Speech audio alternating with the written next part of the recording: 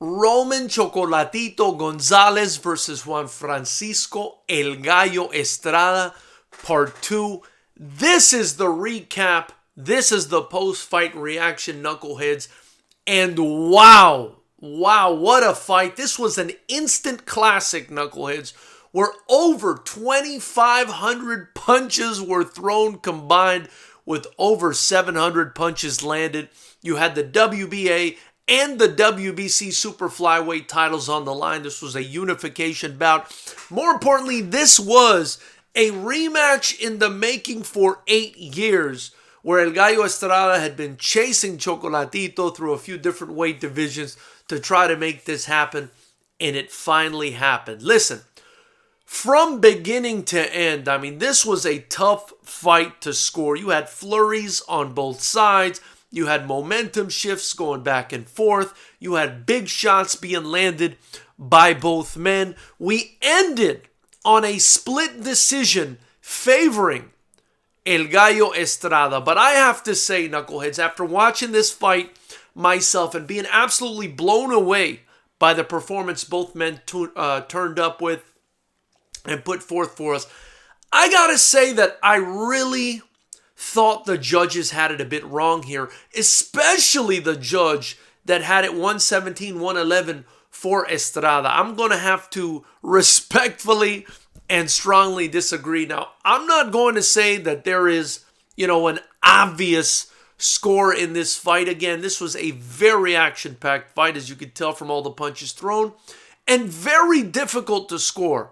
But that being said, my opinion was that Chocolatito did enough to win this fight. In fact, I would say Chocolatito probably won this by a few rounds. I mean, I thought it was pretty clear, at least for me, that Chocolatito won the fight. But again, it depends on what you're looking for, Estrada did seem busy throughout the whole fight, and if you like that, and if you like the movement, and if you like him being more of a counter fighter and backing away and kind of moving around, then, you prefer Estrada. But, my understanding of boxing scoring criteria is you're looking for the guy landing the more effective punches. And by more effective punches, I mean the guy that's landing the shots that could bring about the end of the fight over the guy that isn't. So for me, I thought Chocolatito was very busy as well.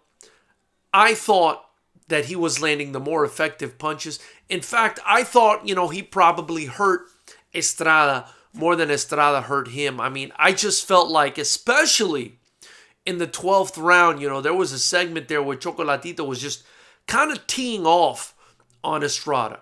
I thought the first round, if I take you through the fight, I thought the first couple rounds were close. Maybe the first round leans towards Estrada.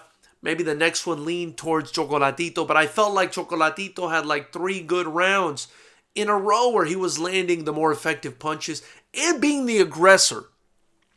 And then, I think it kind of went back and forth again.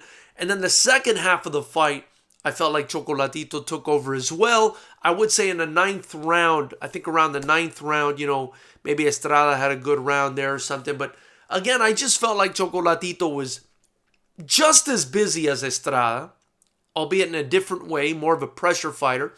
And I think when the guy's just as busy and landing the more effective shots and, moving forward, right? Because the judges look at aggression, but they're supposed to look at it as a secondary scoring measure, right? First, they have to look at, the effectiveness of the punches. Second, or third, in fact, they have to look at the aggressiveness. And I just thought, for me, Chocolatito was more aggressive, was busy, and was landing the more effective shots. Either way, it was a fantastic fight, man. And if you had it for Estrada, I mean, I don't really agree, but I can't really argue that this was, some sort of highway robbery. I will say I didn't like the score. I didn't like it. I thought Chocolatito did enough to win this fight convincingly. But again, a fantastic fight, a fight that I would love to watch again. And for me, the only fight that makes sense after this is the trilogy fight between these two guys. I know Rung Visai is now a mandatory for Estrada, but I do think you run this trilogy back, man, especially for Chocolatito, because I think he deserves it. And I think Estrada knows that based on his comments after the fight. Of course, he says he thought he did enough to win, and so did, Gonzalez. But, I think he knows it was close enough to where they should run it back. Knuckleheads, tell me what you think about this fight, man. This fight was absolute madness. I mean, this is a fight that took years off people's lives involved in this fight. I mean, this was madness. Tell me what you think in the comments below about this fight. Who did you think won this fight? After you do that, hit the like button. Then hit the subscribe button and the bell notification icon next to it. Don't forget, most importantly, join the channel. Just $5 a month. You help me grow the most educated, the smartest fight channel on YouTube, while also helping us grow our very own kickboxing promotion, Fighters Rep Promotions.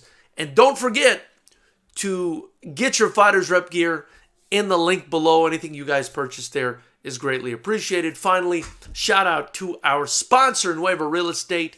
Be sure to follow them for all your Southern California real estate needs at Nueva Real Estate on Instagram. Let them know the Fighters Rep sent you. I look forward to hearing what you guys have to say about this one.